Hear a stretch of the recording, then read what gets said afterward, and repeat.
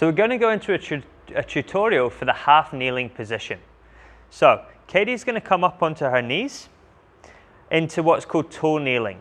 From here, I'm going to have her bring her right leg up into this position here so that she has 90-degree angle in both the hip and the knee.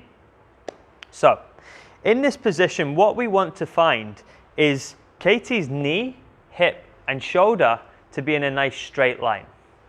What we don't want is the pelvis tip too far forward, as if you were to imagine water tipping out the front of a bowl.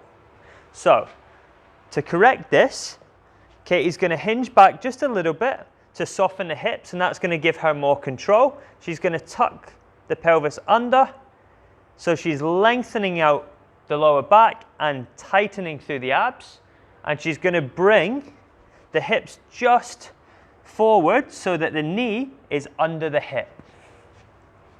In this position, I then want to look at this back leg. So I want to make sure that the hip, knee, and ankle is in a nice straight line. So I'm just going to move that a touch into there. Two variations of which you could have be placed on the ball of your foot, or you can have your foot flat like this. So from here, we don't want all the weight driving through this foot.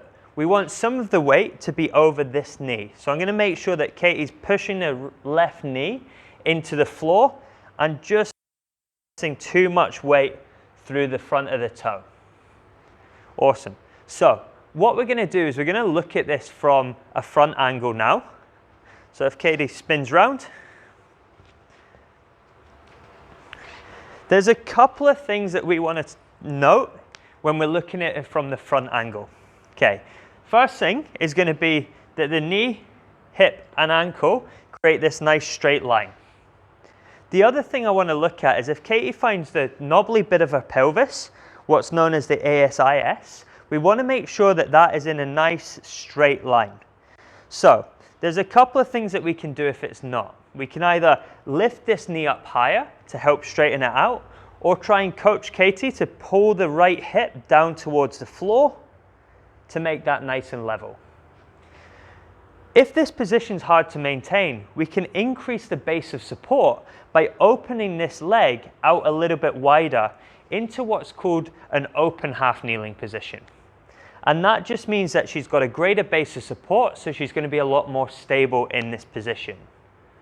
Optimally, we want to make sure that Katie can try and bring the foot into this position here, nice and narrow, while maintaining all the key checkpoints that we want to see, which is a nice level pelvis, that knee, hip, and ankle in a straight line, a nice neutral spine, and the final thing is that she's not too far bringing her hips over to the left. So she's not dumping her hip across as she's on one leg, just like that.